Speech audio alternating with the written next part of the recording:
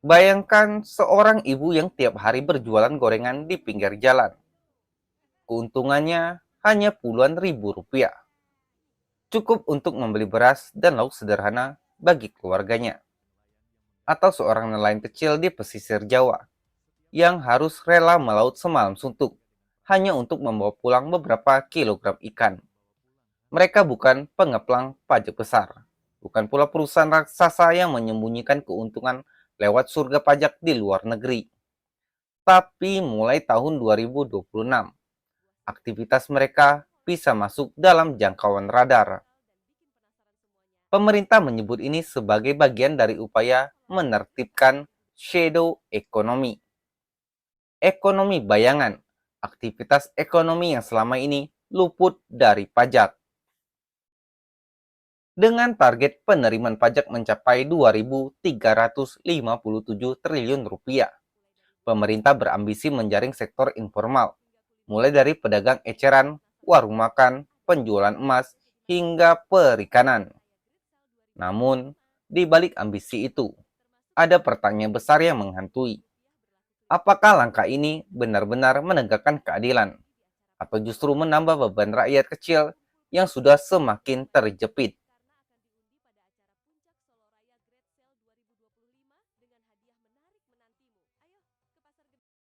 Shadow economy.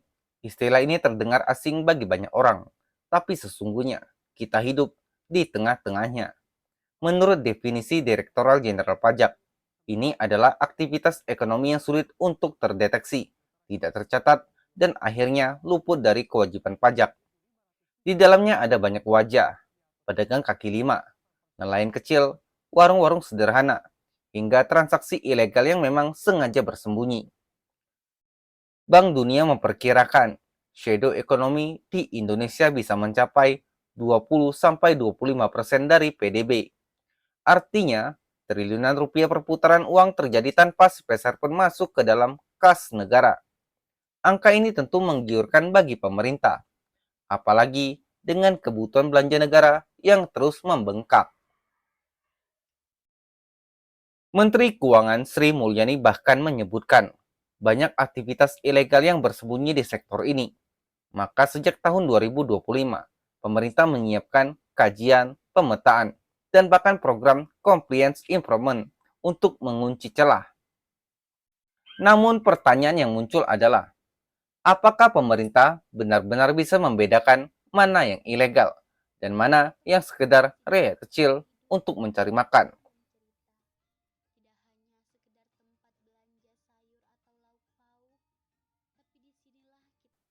Sejak Januari 2025, pemerintah meluncurkan senjata barunya, Cortex Administration System atau CTAS, dengan integrasi NIK dan NPWP. Setiap orang kini bisa lebih mudah dilacak. Setiap transaksi digital, data dari marketplace, hingga aktivitas usaha yang sebelumnya tak terdeteksi, kini berada dalam jangkauan mata negara. Bahkan lebih jauh lagi, pemerintah mengandalkan intelijen pajak, bukan sekedar audit, tapi benar-benar analisis mendalam untuk melacak siapa saja wajib pajak berisiko tinggi. Entitas asing juga diwajibkan memungut PPN atas transaksi digital, agar tidak ada lagi uang yang kabur lewat ekonomi digital lintas negara. Di atas kertas, semua ini terlihat modern, canggih, bahkan necessary. Tapi dalam praktiknya, teknologi ini bisa jadi pedang bermata dua. Bayangkan, seorang pedagang kecil di pasar yang omsetnya tak menentu. Kini, setiap transaksi melalui platform digital bisa terpantau. Atau seorang nelayan yang menjual hasil tangkapannya lewat aplikasi online. Kini pun harus siap dengan konsekuensi fiskal. Pertanyaannya, apakah negara punya kebijakan diferensiasi yang jelas? Atau semua disamaratakan?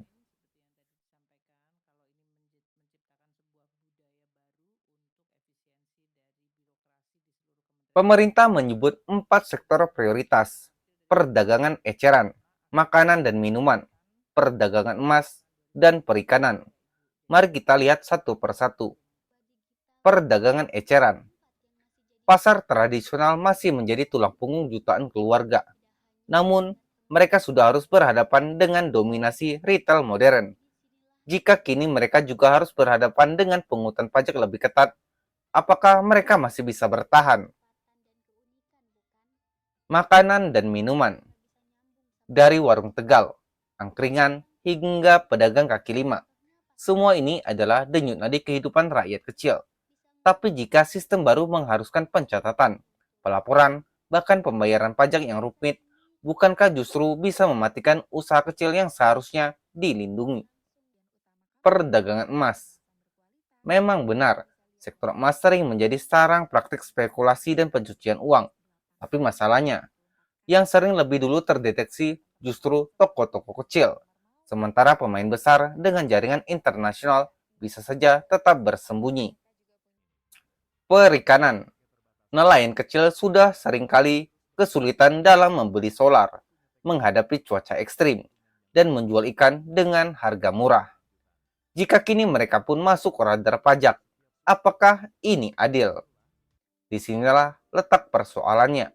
Jika pemerintah tidak hati-hati, kebijakan ini akan terlihat bukan sebagai langkah menegakkan keadilan, tapi sebagai beban tambahan di pundak rakyat kecil.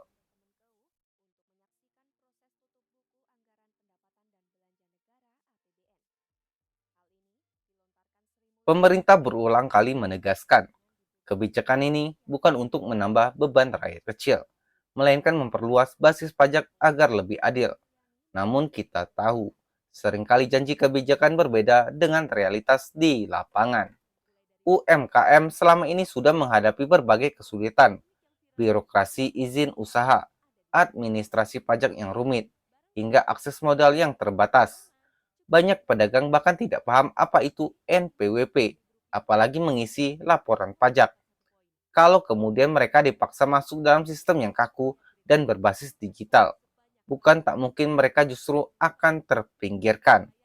Di sisi lain, kita jarang mendengar bagaimana pemerintah secara nyata menindak perusahaan besar yang bermain di shadow economy.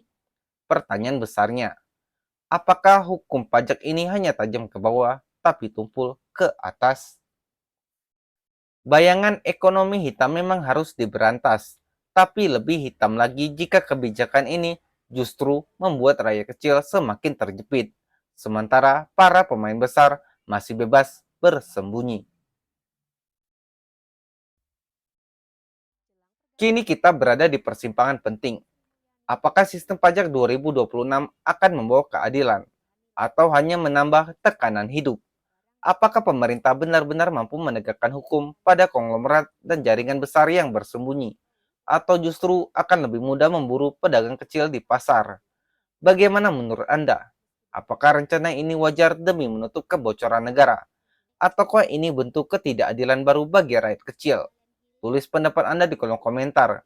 Klik tombol like jika Anda peduli dengan nasib pedagang kecil, nelayan, dan UMKM. Dan jangan lupa subscribe agar Anda tidak ketinggalan investigasi berikutnya. Karena di balik angka-angka selalu ada wajah manusia yang terdampak. Sampai jumpa di video berikutnya. Stay waras di dunia yang semakin gila.